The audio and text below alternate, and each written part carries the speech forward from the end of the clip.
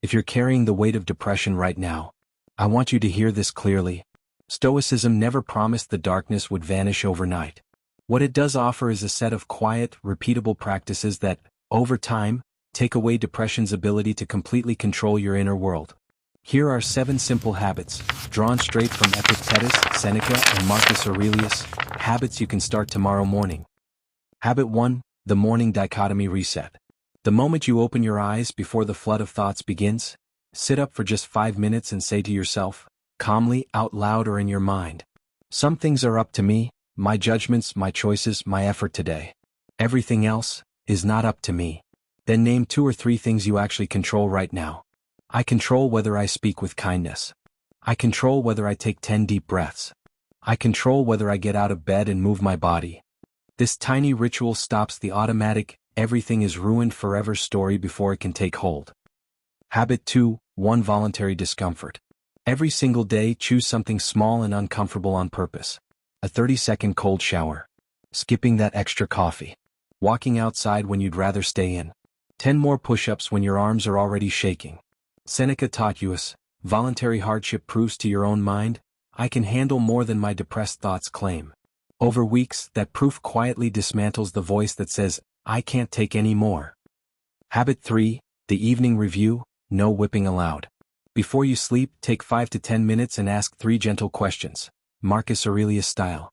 What did I do well today, even the tiniest things? Where did I fall short? And what's one small improvement for tomorrow? What did I worry about that was completely outside my control? Write 3 to 5 short bullets. No dramatic self-attack. Just honest accounting. This breaks the endless rumination loop and slowly trains your attention toward progress instead of only lack. Habit 4, premeditation of adversity. 3 or 4 times a week, spend 3 to 5 minutes imagining something difficult that could happen. Losing a job, a friendship fading, a health setback.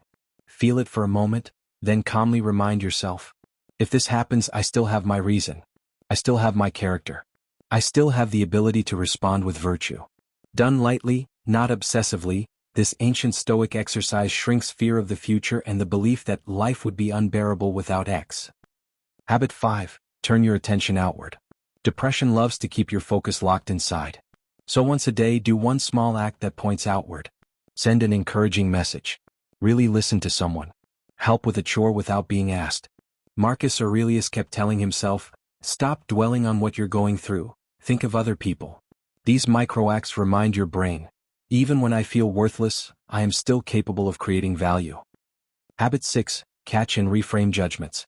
The instant a harsh depressive thought hits, I'm a failure, nothing will ever get better, pause and use Epictetus' exact formula. It is not things that disturb us, but our judgments about things. Then restate the raw fact neutrally. The event is, I didn't finish the task. My mind is currently producing the impression, I'm worthless because of it. With repetition this becomes almost automatic, and it cuts the emotional gasoline that turns small sparks into forest fires. Habit 7, memento mori plus amor fati. 1 or 2 times during the day bring this perspective back. This moment is already passing. My time is finite. I will not waste what little I have in pointless self-torment.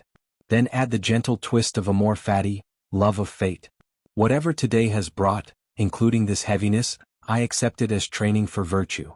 This isn't pretending everything is fine. It's refusing to let temporary brain chemistry write the final meaning of your life. These 7 habits will not erase suffering.